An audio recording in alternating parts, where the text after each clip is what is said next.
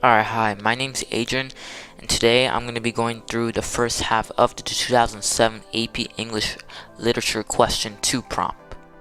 Before we go through this, this essay is about a relationship between a father and son.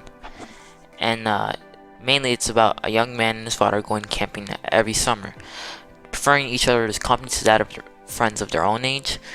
But suddenly for this summer, it just changes. In this excerpt, it's part of Dalton Trumbull's novel, Johnny Got His Gun. It's about Joe, a young man, comes of age.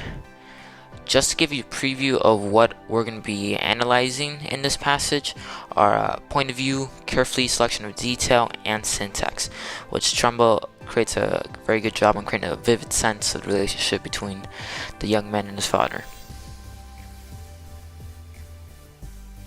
Alright, so before we start reading, I'm just going to let you know at the end of each paragraph that I'll be reading, I will be then explaining why I highlight it and I will be analyzing it. So let's start reading.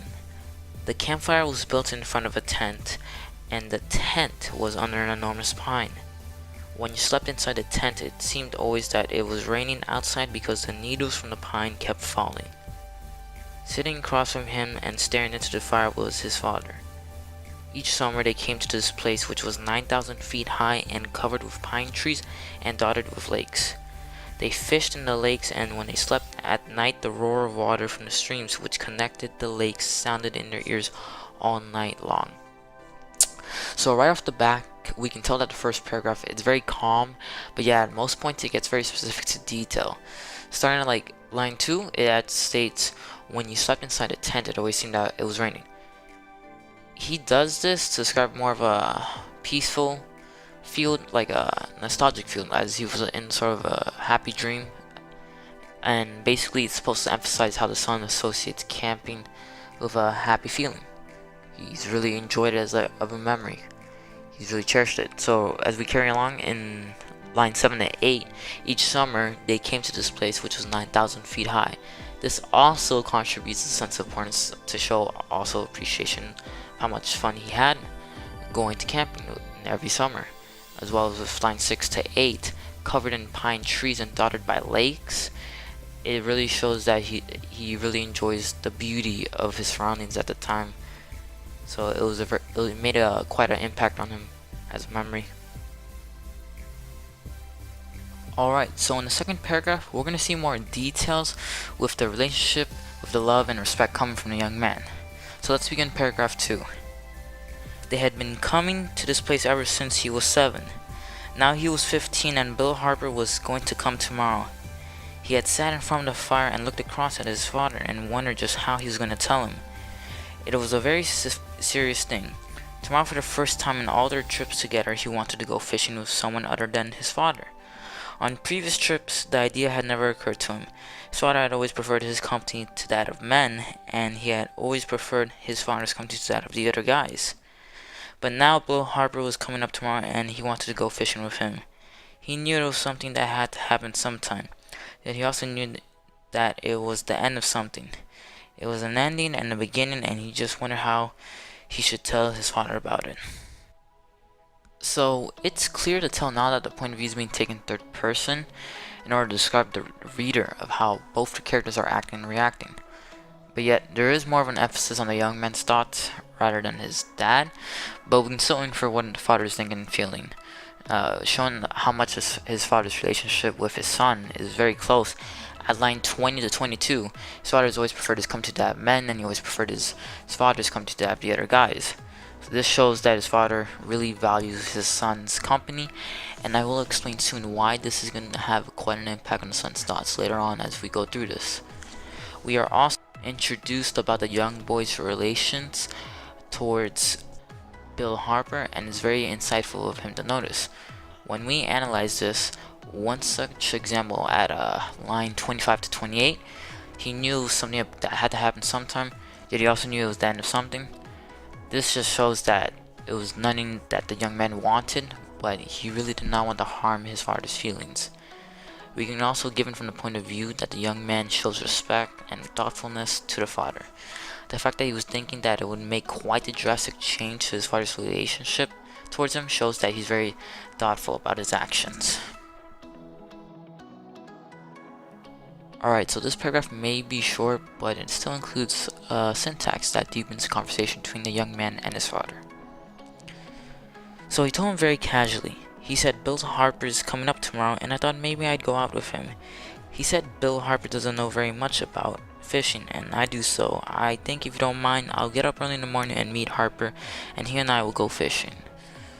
So the syntax shows how straightforward the young man really is towards his father, and it shows the mutual respect they both have for one another. It shows how understandable and calm the father is to reacting to the son's response. And this will connect for the next paragraph that Augustine will be going over. Hello, this is Augustine. I'll be doing the second part of the 2007 AP English Literature and Composition Free Response question, question number 2, which this entire section I'll be reading to you today comes from the novel Johnny Got His Gun by Dalton Trumbo in 1939. Before we start here, I'd like to say that this entire section I'll be reading to you shows a fatherly and son relationship, which starts here, which says, "Well said, his father, why don't you take my rod and let Bill use yours? I don't want to go fishing tomorrow anyhow. I'm tired and I think I'll rest all day. So use my rod and let Bill use yours." Here I think that his father is thoughtful and thinks of his son over himself. Why do I think this? Because he's making up an excuse which says, "I'm tired and I think I'll rest all day," instead of saying that one of us can't fish because there's too little rods for how many people there are, which would make his son feel guilty for bringing along Bill Harper. Which later on in the FRQ, his son is still going to feel guilty for another reason. Here on the second paragraph of my section, it explains or shows on the words chosen, explaining the importance of the rod by stating, very valuable one, extravagance, and his whole life, which in this sentence here, it was perhaps the only extravagance his father had in his whole life, explaining the great importance this rod meant to him, which later is over-exemplified of the importance by saying how the rod is maintained, which goes through a process of going to another man in Colorado Springs, who is an expert on rods, which carefully scraped the varnish, then is revarnished, which the rod looks glistening new. And in this sentence states, there was nothing his father treasured more, which is talking about the rod, which shows how much his father is giving, how much trust his father has on his son upon giving him such an important item that he treasured.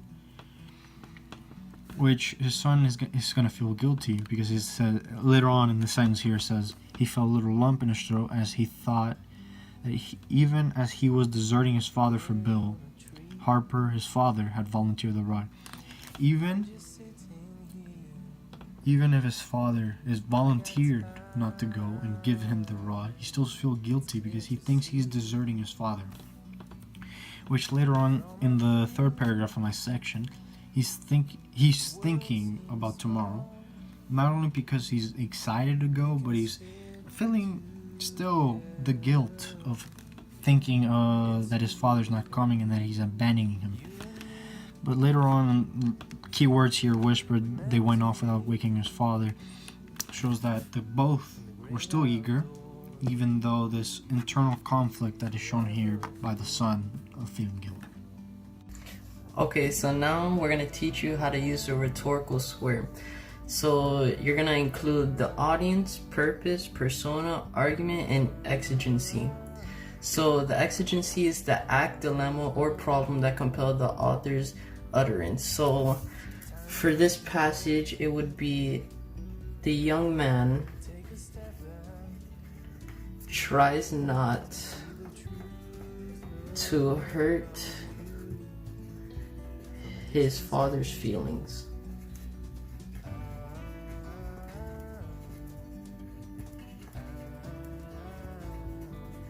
Okay, now for the audience, you're gonna write about the individual, group, or groups that the author hopes to affect.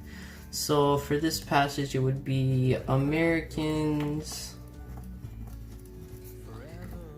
people who support war,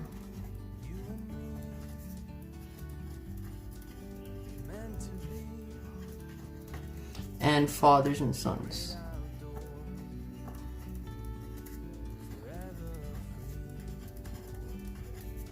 Now, for the purpose, it's the effect that the author seeks to have on the audience, the action the artist wants the audience to take. So the purpose would be to understand. Oh, jeez. To understand the relationship between the young man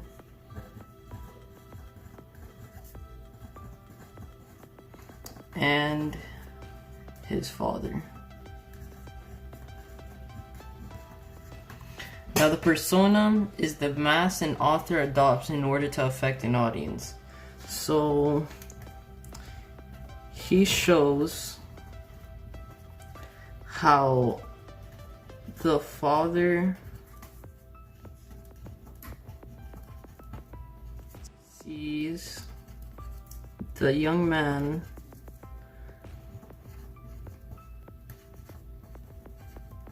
mature and even passed down an heirloom. Lastly, it would be the argument. This article doesn't necessarily have an argument, so you would put no argument.